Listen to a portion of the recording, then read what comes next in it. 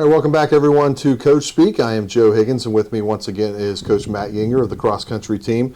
Coach, this past week you hosted the cross-country meet here at home. Yes. Tell us about how you felt about the team's performance. The performance was great. Stressful event, getting set up for it and everything. The performance makes it easier. No matter how good we do, getting set up for that event is overwhelming. But we did really well. So as a team, we finished. I got some information here I always carry because I always forget everything. But we finished fifth as a team. There were eight teams, which is 5 runners or more. There was 16 schools entered total, and then 8 total teams. We finished fifth behind Fisher Catholic, Fairfield Christian, Bloom Carroll, and Waterford. And then we finished fifth. I thought we did real well. Times came down, was a little bit faster than we've been. Stevie Blair, again, was our number 1 runner for us. He finished 7th overall with a time of 18:42. So he's about 10 seconds short of where he'd like to get to. It's almost there. Yeah, so he ran really hard. It was funny when he came around the corner, he kind of looked up and seen the clock, and he wasn't very happy. You could just kind of see the frustration. But each course is going to be different. Some's going to be slower, some's going to be faster. He ran a really, really good race. He beat a couple guys that had beaten him earlier in the year, and his time, 18:42, was a good time. So he ran real well. And then we had... we're running a little more consistent, and as Coach Collin talked about last week, running in a pack a little better. Mm-hmm. And Raiden Boney finished second on our team this week. He beat Noah Van Dyke, who was our 3rd runner, and then Derek Mason was our 4th runner. And those guys were 28th, 29th, and 31st. So they were right there together, and which is nice to see, kind of pushing each other. And then Colin McKinney came in, and Colin's still not quite where we think he can be. He was 38th at the time of 22:07 or 22:16, getting close to that 22-minute mark. But we think we can get him down in the low 20 or somewhere around low 21s here before long, and that'll make a big difference for us there. And then real quick, our junior high girls, they were our 3 top runners were 3rd, 6th, and 10th again. So those girls are continuing to just fly and do a great job. And another little runner we had come out for us, Charlotte Fannin, did a great job. She's just started about 2 weeks ago, so she's trying to get in shape here and get the feel of it, but she ran real well. And then we had 2 junior high boys again, Dickie Volkin and Jackson Carmack did a great job. And you mentioned earlier you finished 5th. Yes. Is that something you felt like you'd be in that area, or was it you felt like that was higher than what you thought it was going to be? So Coach Collins is the one that always gathers those times. He looks back at other meets and sees where we should finish and what our expectations should be, and he had us 5th, and he had us right there. So. Yeah, so we didn't lose anybody that we shouldn't have, and we didn't beat anybody we thought we might be able to beat. You mentioned earlier about and that we talked before about running together as a pack and getting better to run together and finishing together. How did you feel you guys did that this past week? It's getting better. We Colin McKinney ran the first mile kind of right there with him, and then it was pretty hot Wednesday, and I think that got to him. But we just got to get Colin up there with that other group. Stevie's going to run on his own right now. I mean, we don't have anybody that can really hang with him, and so Stevie's always going to be up there in that top 10 to 15 runners, and probably in that top 5 to 10% of every race. And then we think Noah, Raiden, Derek, and get Colin in that group, and those guys can really start to kind of forge a little bit of a wall in there for people. It's going to be hard to pass, and then they push each other. So we think it's definitely getting much better. Excellent. Well, Coach, we'll get you out of here on what this week looks like for you.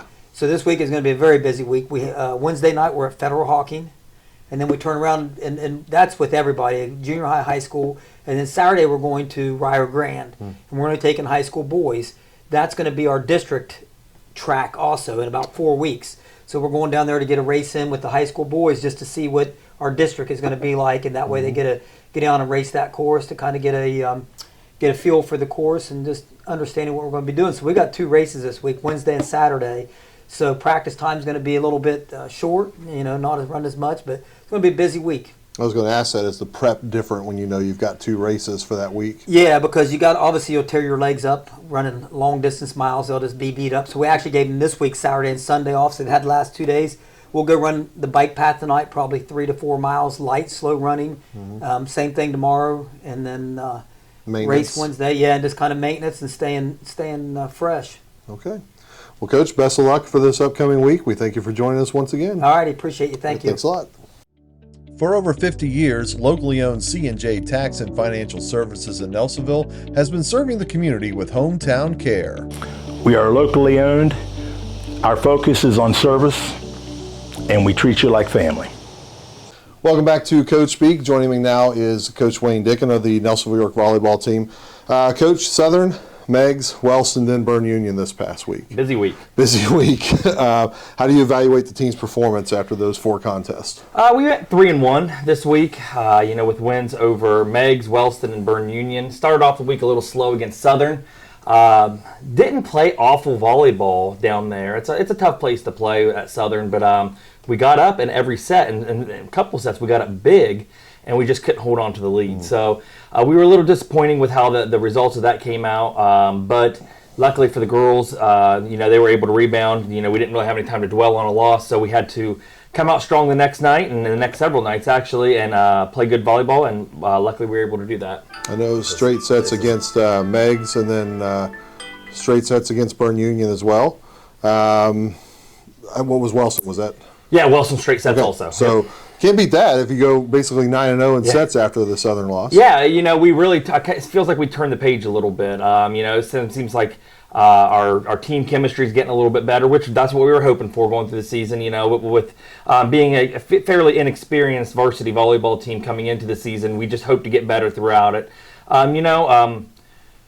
We were happy with how we played Saturday, especially against Bern Union. We played pretty sharp volleyball there. Southern Wellston on Thursday, it was ups and downs. So we were glad to get out there with a win in 3. It was a little bit different because there was no JV game before us either. So that was a little bit.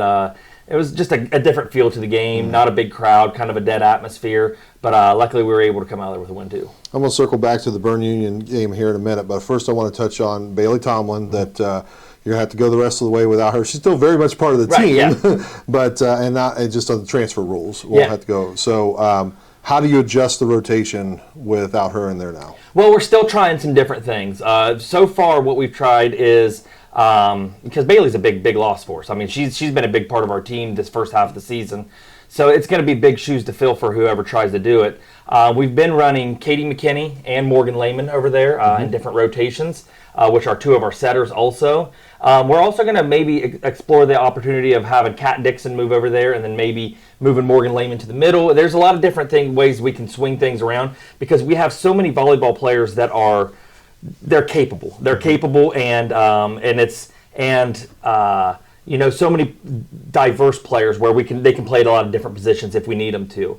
The big adjustment to our rotation so far has been Caitlin Alvis moving up from the JV team. She's going to be playing on the right side for us. She brings a great block over there. She's a really good blocker. Her swing's starting to develop a little bit more. We're really trying to focus on her getting a little more power in her swing. She's very consistent with her swing, so we're excited at the possibility of having Caitlin over there on the right side, just from the defense that she brings.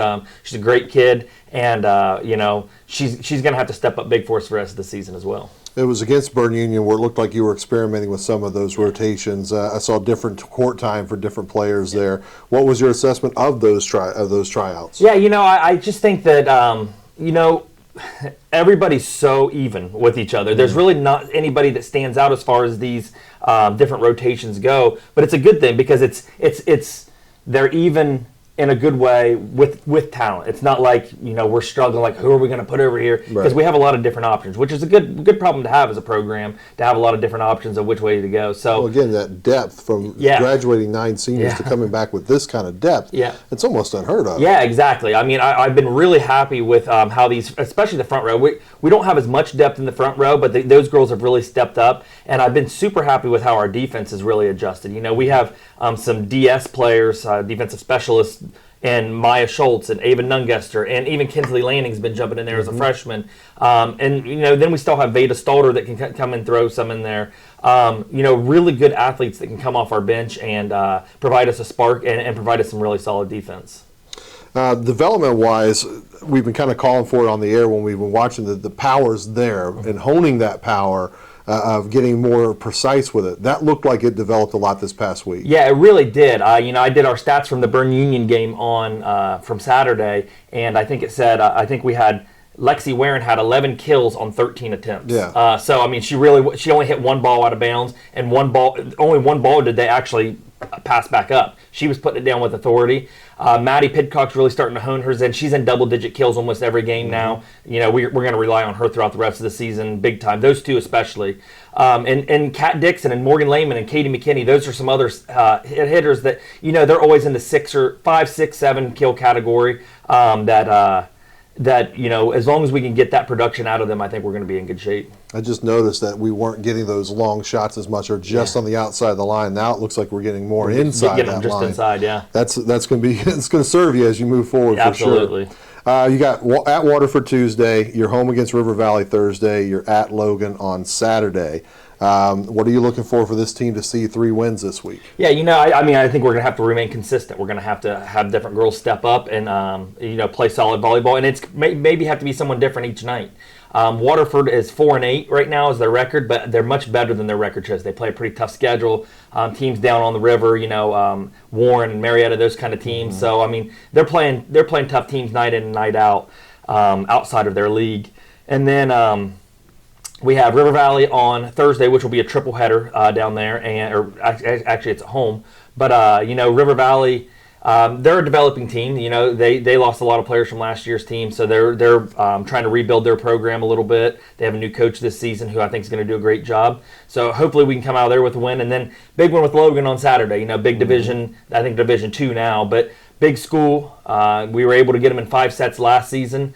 I know they're going to be out for revenge. We're going to go up to Logan to play. It's an all-day event starting with middle school in the morning and then playing all day long with varsity concluding around 3 o'clock, I believe. But it's going to be a true test for us. Luckily, they're not in our league. They're not in our division. They're not in our district. So we can, you know, go out there, nothing to lose, play hard, and see what happens. Play a little free, just kind of give you an idea no of what that pressure on tournament us. might look like. Yeah, absolutely. It's great competition going into the tournaments. You know, these Warrens and Logans and teams like this that we're going to be playing, even Alexander's and Athens, we're not going to see a lot of teams like that in the Division VI level. Right. So anytime you get a chance to play against competition that's upper caliber, you know, it's just going to develop us even more for the tournaments. So we welcome that. Absolutely. Coach Wayne Dicken with the Nelsonville-York volleyball team with us. We thank you, and we'll see you next week. All right, thank you. Good luck. Tri-County Career Center helps students build real skills for real careers. High school juniors and seniors can jumpstart their futures with hands-on training in healthcare, construction, media, and more. Visit tricounty.cc today. Welcome back, everyone, to Coach Speak. I am Joe Higgins, and with me today is Rusty Richards, once again, head coach of the Nelsonville-York football program. Coach, 51-0 last week. We were kind of teasing around about 8-7-6. You just skipped the rest of the numbers, went down to 0. Some big plays pulled off by a lot of different players in that game. That had to feel good to see that many impact plays from different players. Yeah, it was those kind of games. It's nice to get different people involved. I don't know if we had seven or 8 different kids catch the football in the passing game, something like that. Champ Scholes got Levi Stead involved. We got Levy had a touchdown catch. I mean, Alec usually gets his anyway. So yeah, it was nice to spread the ball around. We had different people running in, and it was a total team effort. So that was nice to get everyone involved offensively. Let's go ahead and start with some of those usual suspects like Cam Sullivan. What you saw from him? He went 9 for 10. We had one interception. So I texted he was 10 for 10. One of the wrong teams. To the other team. Yeah, the ball never touched the ground. So still 90%. I think we'll take that every week. Just him and Holden got crisscrossed on there. We was running like a backside post, and so not that big a deal. We see that happen every day in the NFL. And Grant came in and went 2 for 2. So we were 11 for 12 on the day. 2 or 3 touchdown passes. I was tickled to death with the. I don't think we asked him to run it the other night. We'll probably just do that in the big game when we need that. Austin got there. He looked like he was having fun out there. He had a couple stop on a dime moments. He looked really good as usual. Yeah, I think he had 5 carries for 120 plus, and we shut him down. He ran that last one, and I'm like, "You're done for the night. Let's get some other guys involved." And we got a big game with Waterford. And, you hate to do that to the kids because they practice all. I mean, some of them lift all winter, all spring, and then we run all summer. But that was just need to get the kids out. No chance of injury. But yeah, he's I think he's averaging about 150 a game right now or something like that for us, and he's our workhorse. And before he got out, Dakota Cunningham was an impact both on offense and defense as usual. Yeah, I mean he does the little things behind the scenes. I mean he is blocking exceptionally well this year. He whether it's Walker Stone behind him or Austin, he springs a lot of those guys for touchdowns, and again, he's just a force at defensive end, along with Caleb Layton, who just some of these games he's just taken over and like dominated. A bit of a cheat code there. Yeah, so I think he had like 7 tackles for loss again the other night, and he in under a half, because we had him out of series or something in, because I wanted them to be able to run a couple plays and without him just destroying them. So, but yeah, I'm glad those guys were with us, and not on the opposing sidelines.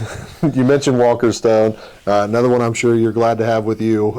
He had one of the darndest plays I've seen as he went left and went all the way back across and worked his way in for a score. Yeah, Walker's having he don't have many touches, but I was looking this weekend after I put everything in Max Preps. We keep everything on there. He's had 13 touches through the air and through running, and he's got 7 touchdowns.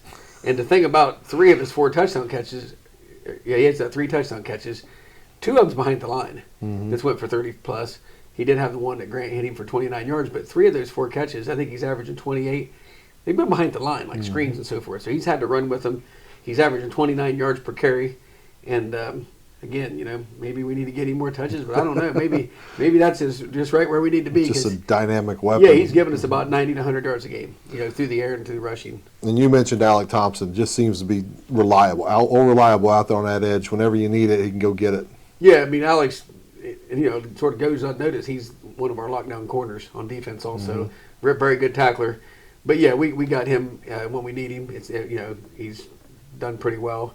I don't think he had any catches the first week, but he had that big club on, with his cast, and he's had that off, and he's definitely a difference maker. So again, we got to keep getting the ball in his hands in different ways. I think we ran him a shovel pass last week, so just sometimes it's easy just to sneak those guys behind the line of scrimmage, and it's a catch, and we expect them guys to take off and get us 10 or 15 yards on those plays.